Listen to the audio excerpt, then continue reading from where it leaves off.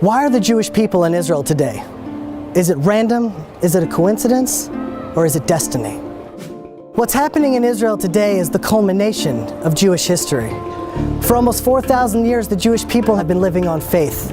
Faith in prophecies given thousands of years ago. Promises that seem irrational, promises that seem almost impossible. Every prophecy dependent on the next. If one isn't true, none of them are true.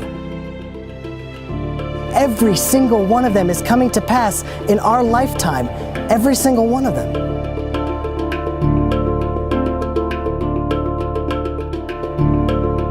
The first promise to Israel was made to Abraham, an eternal covenant.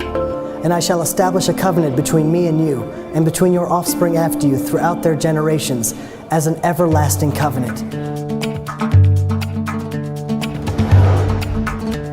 The Jewish people are the only ancient people alive today. The Assyrians, the Babylonians, the Jebusites, the Canaanites, all of them are gone. Well, no nation has survived such scattering and then remained a nation. And they became assimilated, and eventually any trace of the original is gone. We, an eternal people, stand alive today.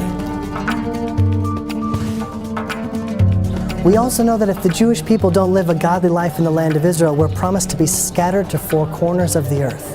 Which is, guaranteed to cause an extinction of any people. Scatter people around the world, they're going to be gone.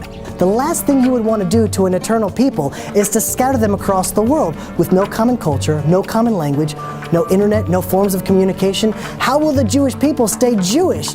How will we stay eternal if we're scattered across the world? And yet, that's exactly what happened.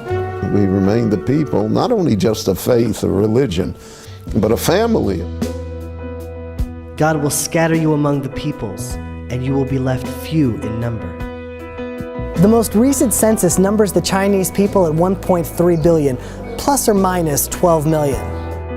12 million, that's the entire number of all of the Jewish people worldwide. We're a statistical error when just counting the people in China. That's how small we are. The fact that we're scattered and small and we've been subject to the greatest hatred in human history. The Torah tells us the atrocities and the curses that would come upon the Jewish people throughout the exile.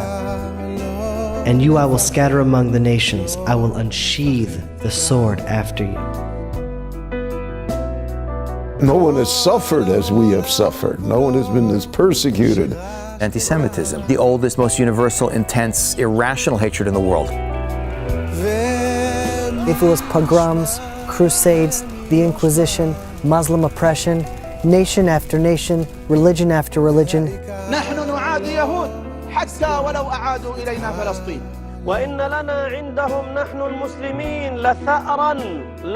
the persecution we faced has always transcended all logic and rational thought.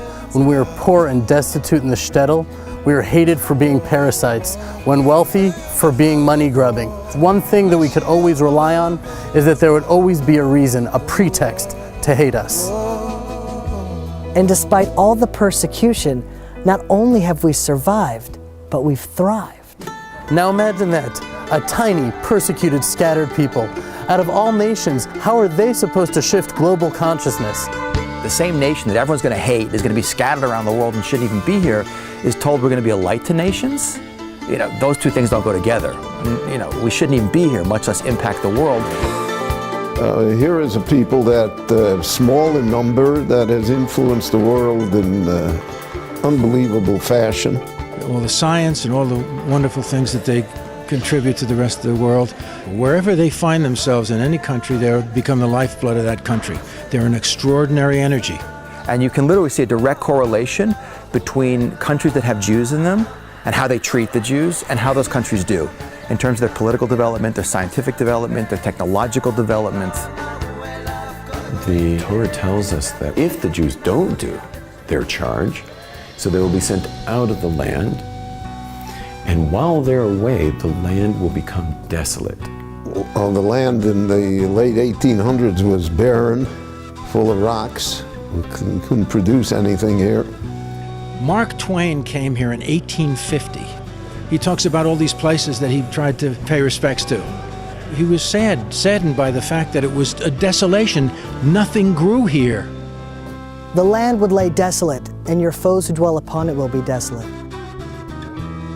Now, to understand the impossibility of that promise, you have to understand the geographic map of biblical Israel. All the ancient pathways cross through Israel. Every empire throughout the last 2,000 years tried to settle the land of Israel. Babylonia, the Persians, the Medes, the Greeks, the Romans, the Ottomans, the British, all of these empires with all of their wealth and all of their resources tried, and all of them failed. So you think land is land.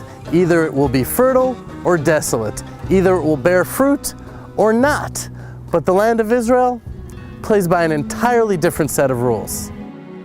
Then we're told that when the Jews return to the land of Israel, the land will start to flourish again. It'll blossom. Just as the people have been revived, the land has been revived. The land of Israel responds to the people of Israel.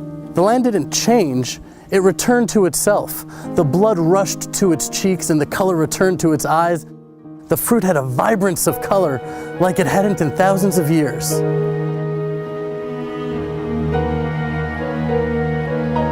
And the Jewish people, we've returned to ourselves as well. We're finally tending the soil and working the land once again.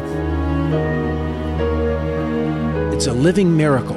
Those people who spent their whole lives irrigating and digging an oasis out of this desert.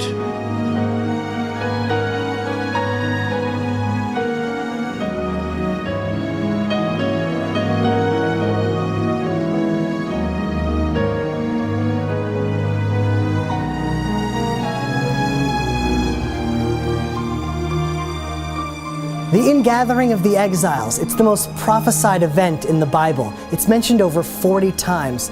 Unprecedented in history.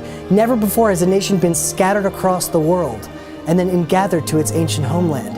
And yet every single prophet mentions this miraculous feat that will happen. Behold, I will bring them from the land of the north and gather them from the ends of the earth. Among them will be the blind and the lame, the pregnant and the birthing together. A great congregation will return here. אנו מכריזים בזאת על הקמת מדינה יהודית בארץ ישראל. היא מדינת ישראל. ברוך אתה אדוני אלוהינו מלך העולם. And now they have been returned to the land. And the land is still carrying the names of the great history of this people. It's unbelievable. Today in Israel, you see universalism. Jews from Ethiopia, Africa, Asia, North America, South America, Russia, the entire world has now returned to the land of Israel. The prophets tell us that the Hebrew language will eventually be revived. When's the last time you saw a Phoenician English dictionary? Probably not for a while because Phoenician is a dead language. You know what language they speak in Latin America? It's not Latin because Latin too is a dead language. Never before in world history has a dead language been revived and brought back to life before the return of the Jewish people to the land of Israel and the revival of the Hebrew language. The Hebrew was always preserved in rabbinic writings and the prayer service, but it was not the lingua franca. It isn't what people spoke. What we don't appreciate is a whole country of close to 6 million people today who speak a language which no one spoke 100 years ago. It's resurrected, like the Jewish people back in their homeland. Now, after the most inspiring comeback story in world history, after building the most moral and innovative democracy in the entire Middle East, you'd think that Israel would be supported and held up as an example. But we see that the UN, a representation of all the nations in the world, condemn Israel far more than any other country on the planet. And I will gather all nations against Jerusalem to battle. The only country in the world that it's being called, its destruction is being called for by a member state of the United Nations. That its national movement, Zionism, was declared racist and illegal by the United Nations. That its capital city, which is arguably the oldest capital of any country in the world, is not recognized by any country. And there's many, many more points. In those days it will happen that 10 men from all the languages of the nations will take hold of the corner of a garment of a Jewish man, saying, "Let us go with you, for we have heard that God is with you." today with such abundant materialism, there's an unprecedented spiritual thirst. It's not so much because of outreach work, I think, but it's just the very nature of Jews being in the land of Israel. We now see that there's a huge sort of momentum moving back. It doesn't make any sense. Israel is the most hated country around the world. Why would people want to identify with the Jewish people? And yet still we see an international revival of people reconnecting to the roots of Judaism, to the spirituality that our people have to offer, to the secrets that we've held on to for 4,000 years. The spiritual revival is happening today. As Israel becomes increasingly isolated in the world, there will be those who stand up for Israel with the faith and integrity of Abraham, and they will make all the difference.